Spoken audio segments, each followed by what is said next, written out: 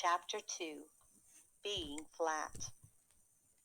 When Stanley got used to being flat, he enjoyed it. He could go in and out of rooms, even when the door was closed, just by lying down and sliding through the crack at the bottom. Mr. and Mrs. Lambchop said it was silly, but they were quite proud of him.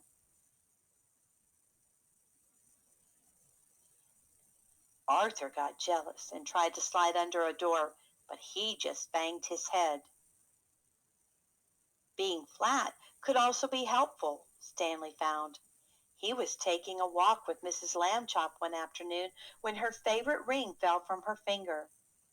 The ring rolled across the sidewalk and down between the bars of a grating that covered a deep, dark shaft. Mrs. Lambchop began to cry. "I have an idea," Stanley said. He took the laces out of his shoes and an extra pair out of his pocket and tied them all together to make one long lace. Then he tied one end of that to the back of his belt and gave the other end to his mother.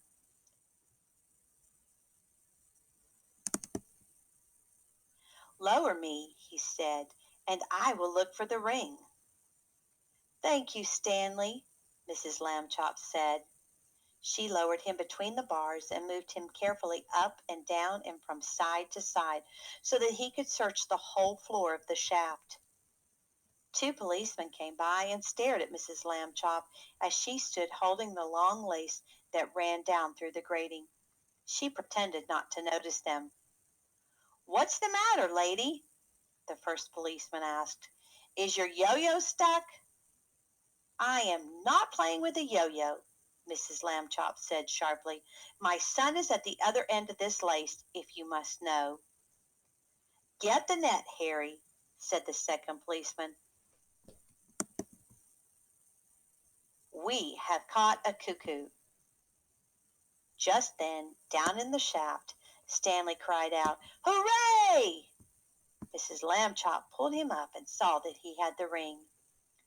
"Good for you, Stanley," she said. Then she turned angrily to the policeman. "A cuckoo indeed," she said. "Shame!"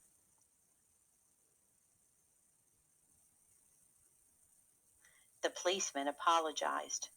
"We didn't get it, lady," they said. "We have been hasty. We see that now."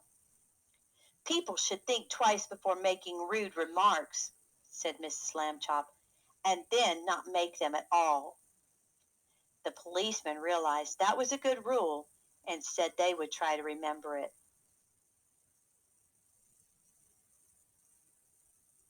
One day Stanley got a letter from his friend Thomas Anthony Jeffrey, whose family had moved recently to California.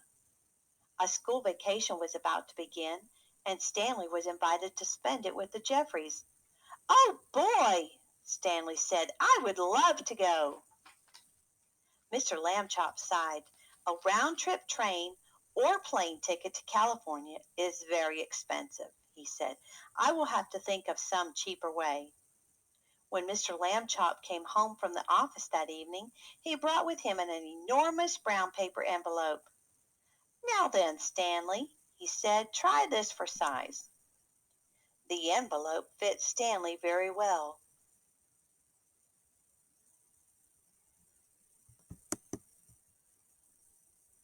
There was even room left over, Mrs. Lambchop discovered, for an egg salad sandwich made with thin bread and a toothbrush case filled with milk.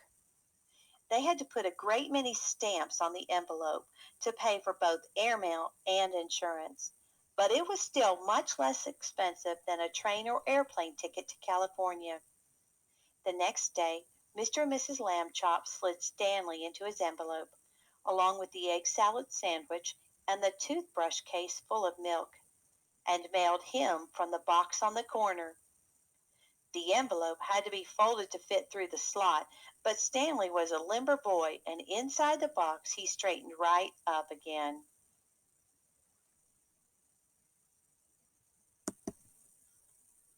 Mrs. Lambchop was nervous because Stanley had never been away from home alone before.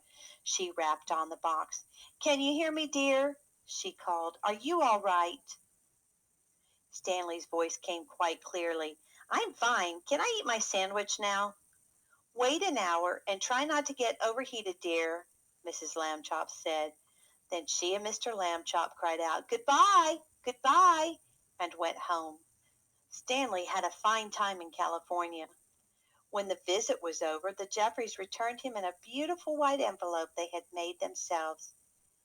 It had red and blue markings to show that it was airmail, and Thomas Jeffrey had lettered it valuable and fragile and this end up on both sides. Back home, Stanley told his family that he had been handled so carefully he never felt a single bump. Mr. Lambchop said it proved that jet planes were wonderful, and so was the Postal Service, and that this was a great age in which to live. Stanley thought so too.